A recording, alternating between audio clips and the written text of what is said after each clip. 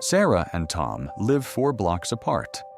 They work in the same city, they earn about the same money, and they carry the exact same phone. And right now, as I say this, both of those phones are talking to the same tower on the same hill. Tom pays about $108 a month. Sarah pays about $40. And on a normal Tuesday, Tom is not getting a better signal. The premium difference mostly shows up when that tower gets crowded. Okay, so I want to be careful here, because when you first hear that, your brain does exactly what mine did. It says, sure, but she must be giving something up. Cheaper always costs you something, right? That is how the world works. Well, it does not work that way, not here. The carrier Sarah pays does not own a single tower, not one. It rents them, in bulk, from the big one, and then it sells that same signal back to her at a discount. So she gets the same towers, the same coverage map, and the same little bars in the corner of the screen that Tom is paying triple for. And look, I know how that sounds. I did not believe it either, honestly, until I ported my own number over and stood in my own kitchen watching the bars refuse to change.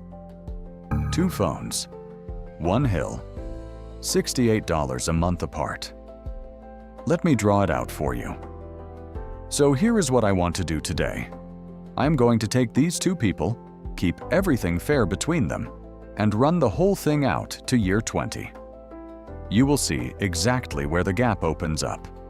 And you will see the one moment where Tom is absolutely certain he is winning. And honestly, I understand why he thinks that, because I made the same call for years. So I want to show you the trick that got me. It is a good trick. And then I want to show you the piece of your phone bill that is not actually your phone bill at all. Roughly a quarter of it. Now, none of this is financial advice. It is just arithmetic on a napkin, drawn big enough that you can finally see it. Small drawing, big number. Let's keep this fair. They earn about the same money. They live in the same city. And they both use their phones in the ordinary way, somewhere around 15 gigabytes of data a month, which I will come back to, because that number ends up doing a lot of work in this story. Same phone model in both pockets. So the only thing separating them is which company they pay and how they paid for the phone in their hand. Okay, Tom first. He is on a premium unlimited plan because that is what his free phone deal required. Call it $85 a month for the service. And now add the part that almost nobody reads. Because pull up a premium bill and it is not one charge, it is a stack. There is the plan itself. Underneath that, a device installment. Underneath that, a bill credit sitting there, canceling the installment out. Then a line for regulatory recovery, a federal fund contribution, a state telecom charge, a local surcharge, a 911 fee, and sales tax layered on top of some of it, but not all of it. 9 or 10 items, most of them under $6. And not one of them worth the phone call it would take to argue about. Which is the whole design, right? Every piece is too small to fight. So, according to the Tax Foundation's Wireless Tax Report, published in September 2025, taxes, fees, and government surcharges hit a record 27.6% of a typical American wireless bill, up from 26.77% the year before. And where you live swings it hard. As of that report, the highest state sat above 38%, and the lowest one was under 17%. So on Tom's $85, roughly $23 more quietly appear underneath the plan, and his bill lands somewhere around $108. His phone, though, was free. We will get to that. Now look at Sarah. She is on a budget carrier at $25 a month. Sarah still gets taxes and fees, although they do not scale perfectly line for line. Using the national average as a rough illustration, her smaller plan still leaves her with a much smaller total bill. Her bill is roughly $32, and she bought her phone outright, $500, and she keeps it 5 years, which is a little over $8 a month if you spread it out. So call it $40, all in. And honestly, I think that tax line is the most underrated number on your entire bill. That line is a percentage riding on top of whatever you agreed to pay, not some flat fee you are stuck with forever. So shrink the base, and it shrinks right along with you, quietly, without you doing anything else at all. But day one, Tom is winning. He is winning big, and he knows it. Because he walked into a store, walked out with a $1,000 phone, and paid $0 for it. Zero. Meanwhile, Sarah ordered a SIM card on her laptop and then spent $500 real on a phone like some kind of chump. So day one, Tom is up $500 and a story he gets to tell at the barbecue. He has got the premium plan, the priority data, and a device he will finish paying for sometime in 2029. He does not know that last part yet. Nobody does on day one. Okay, here's a number that surprised me. A carrier usage study published in June 2026 looked at what people on unlimited plans actually burned through, and the median user came in around 14.5 gigabytes a month. The average was higher, about 23.6, because a small group of very heavy users drags it up. But half of everyone on an unlimited plan never passes 15 gigabytes, and more than a third never even reach 10. Now, that data comes from a carrier, so treat it as directional rather than gospel. But it matches basically every phone bill I have ever audited for a friend. So half of us are paying for a fire hose to water a houseplant. But unlimited is not only about the gigabytes, and I am not going to pretend that it is. Because what Tom is really buying, whether he knows it or not, is priority.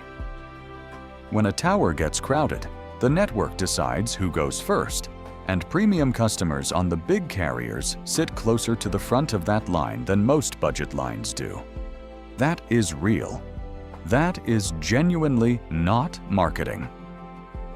But think about what that actually means. Tom is paying every single month for a fast lane that only exists when the road is jammed, downtown at 6 p.m., or in a stadium, or at a packed airport gate. And the rest of the time, the road is wide open, and both of them are doing 70 in the same direction. Okay, watch this. That gap between them is $68 a month. So year one, that is $816. And by the end of year 3, Tom has handed over about $2,448 more than Sarah did. And if Sarah quietly moved her $68 into a basic index fund instead, assuming an 8% average annual return, and look, I want to flag clearly that 8% is an illustration and not a promise. She is sitting on roughly $2,750. Tom has not noticed a thing. His bill is on autopay. It has just become background noise. And that is just one line. Most households have 3 or 4. Now, here's the part nobody draws on the napkin. Tom's phone was never free. And I do not mean that in some philosophical way. I mean it mechanically, on the paperwork, in a way you can point at with a finger. So here is what actually happened. The store financed the full retail price of that phone across 36 monthly installments at 0% interest. Then the carrier promised to hand him a monthly bill credit of exactly the same size, so the two cancel each other out, and his device line reads 0, free phone. But those credits come with a leash. They only keep arriving while he stays on the qualifying plan. And between 2022 and 2024, according to reporting on carrier trade-in terms, the whole industry drifted from 24-month agreements to 36-month agreements, and by 2026, 3 years is just the standard. So leave in month 20 and the credits stop that day. And the rest of that phone's balance? Still yours. You pay it. So look at one real example, and I am keeping the company name out of this on purpose. One promoted flagship deal, as of recording date, required an eligible plan starting at $75.99 a month for 36 months. Run that out. That is $2,735 in service before a $35 activation fee, attached to a phone the ad called free. And here is where it gets clever, and I mean that as a compliment because it really is clever. The free phone requires the expensive plan. So if your actual life needed a $40 plan and the promotion pushes you onto a $90 one, then you are paying $50 extra a month for 3 years in order to receive a device you could have simply bought. That is $1,800 for a $1,000 phone. The phone was never the product. The 36 months were. And then month 37 arrives, and honestly, this is the part that got me when I finally ran it on my own account. The device installment falls off the bill. The credit falls off the bill. And they were the same size, so Tom's total does not drop by a single dollar. Nothing improves. Nothing is freed up. He crossed a finish line that was never actually there. And right on schedule, he gets a message. There is a new phone. Trade in the old one. Start a new 36 months. Keep the plan. He does it. Of course he does. He's been on this thing for 3 years, and he still thinks the phone is the free part. And look, I need to confess something here, because I would feel like a fraud running this math at you otherwise. I did 4 of these in a row. 4. 12 straight years on a treadmill I genuinely thought was a reward program. And the only reason I ever stepped off is that I got bored one Sunday and added up what I had actually paid a company that never once sent me a bill I understood. Nobody scammed me. Nobody lied. I just never drew it out, and the deal was designed for a guy who never draws it out. That guy was me, and I am guessing he might be you. So, let me check the scoreboard at year 10. Sarah's $68 a month, invested at that same illustrative 8%, is worth roughly $12,400. Tom has a phone. It is a nice phone. It is also his 4th one, and the first 3 are in a drawer. And at year 20, that number is around $40,000. Now, I want to be exact with you about where that comes from, because vague numbers are how people get fooled. She contributed $16,320 of her own money over those 240 months, and the rest, roughly $24,000, is just time doing what time does. She did not work extra, and she did not budget any harder. She just switched a bill. And $40,000 is not a phone plan anymore. That is a car paid for in cash. That is a state school tuition bill. It is the kind of number people assume requires a raise, or a windfall, or a side hustle they do not have the energy for. It required a Tuesday afternoon. Same tower, same bars, same phone. Now, I would be lying to you if I said it always goes this way. And if I only showed you Sarah's side of this, I would be doing you dirty. Because the priority thing is real. On a congested tower, a lot of budget lines do get slowed down, and some of them cap streaming video at standard definition, or throttle heavy users past a set threshold. So if you drive for a living, if you work off a hotspot, if your income depends on your phone working at 5 p.m. in a downtown core, then that fast lane is not a scam. It is a tool, and it may well be worth every dollar. And sure, there is no store you can walk into. and no shiny upgrade offer every couple of years. And some people genuinely want both of those things. That is allowed. And then the biggest caveat of all. If Sarah takes that $68 and just spends it on something else, then $40,000 does not exist. It never existed. It just becomes a slightly different flavor of the same leak. And I have watched that happen to people, including, for about 12 years, to me. But here is the strange part. According to J.D. Power's Wireless Carrier Satisfaction Study, fielded from June through November 2025, budget carriers scored an average of 630 out of 1,000 on customer satisfaction, while traditional postpaid carriers averaged 603. So the cheaper option actually scored higher, not lower. The trade is real then, but it is a lot smaller than the price gap would have you believe.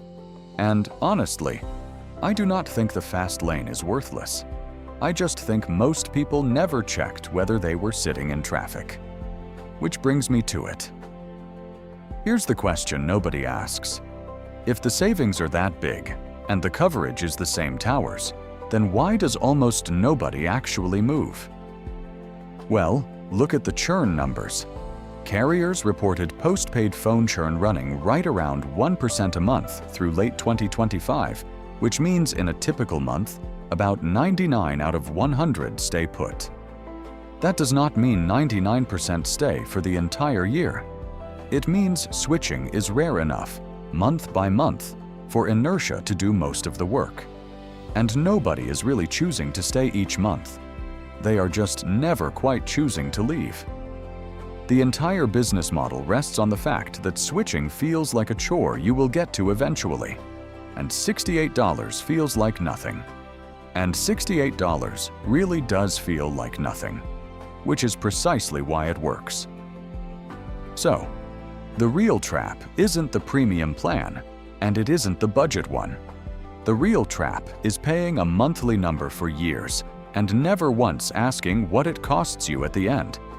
Which means, here is the only homework I have got for you, and it takes about 20 minutes tonight. Open your phone settings and find your actual data use for the last 3 months. Not what you think it is, the real number. Then pull up your last bill and hunt for the line where the taxes and fees are hiding, because I promise you it is bigger than you remember. And then price the plan you actually use instead of the plan you were sold. And if the gap comes back small, then stay. Seriously, stay and enjoy your fast lane with a completely clear conscience. But if it comes back at $60 or $70 a month, do not think about it as $60. Draw it across 20 years first. That's the only number that matters. And if you want to watch me do this to another bill you have quietly stopped reading, stick around. There are a few of them. They are all hiding in the same place.